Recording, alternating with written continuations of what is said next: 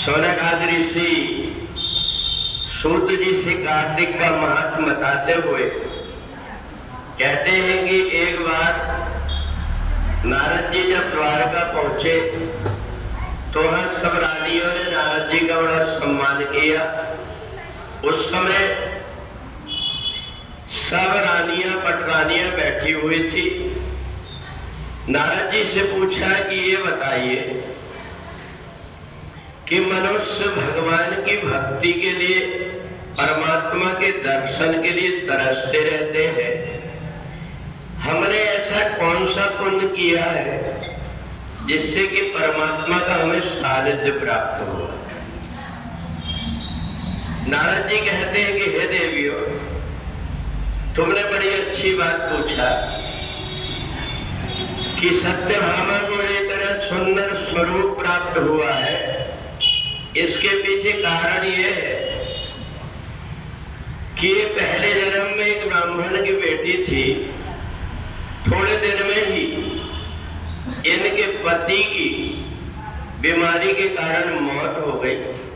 ये बड़ी परेशान होकर के दुखी रहने लगी और उस समय पर किसी ने बताया कि तुम कार्तिक का पूजन करो। भगवान नारायण का इन्होंने पूजन किया। फिर से जब इनका परिवार बना, एक सुंदर परिवार में जन्म ले ली, पर वहां भी बचपन में ही पिताजी की मृत्यु हो गई, बड़ी दुखी हो गई। तो उस समय पर इसको पहले जन्म की याद थी कि मैंने कार्तिक के महीने में पूजन किया था, मेरा परिवार संभल गया। अब यदि मैं पूजन करूंगी तो जो कुछ भी मेरे अपराध है वो भी क्षमा हो जाएंगे। और इन्हें जब पूजन किया तो इसके परिणाम स्वरूप भगवान श्री कृष्ण की प्राप्ति हुई।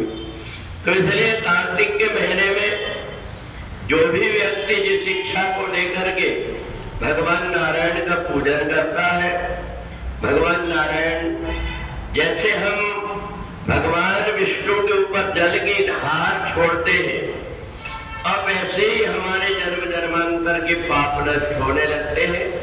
तो इसलिए पूर्व जन्म के कर्म के कारण व्यक्ति सुख और दुख पाता है।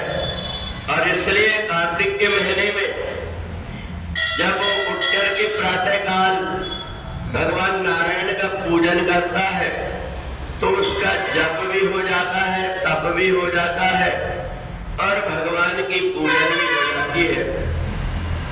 तो इसलिए कार्तिक के महीने में प्रातः काल सूर्य उदय के पहले उठने का महत्व है। और जो कार्तिक के महीने में भगवान को दीपदान करता है, तुलसी को जल चढ़ाता है, फिर दोबारा उसको कभी इधर उधर संसार में भटकना नहीं पड़ता। जहां जहां भी जन्म लेता है उसे परमात्मा की भक्ति स्वतः ही प्राप्त हो जाती है। बोलिए सच्चिदानंद भगवान की जय।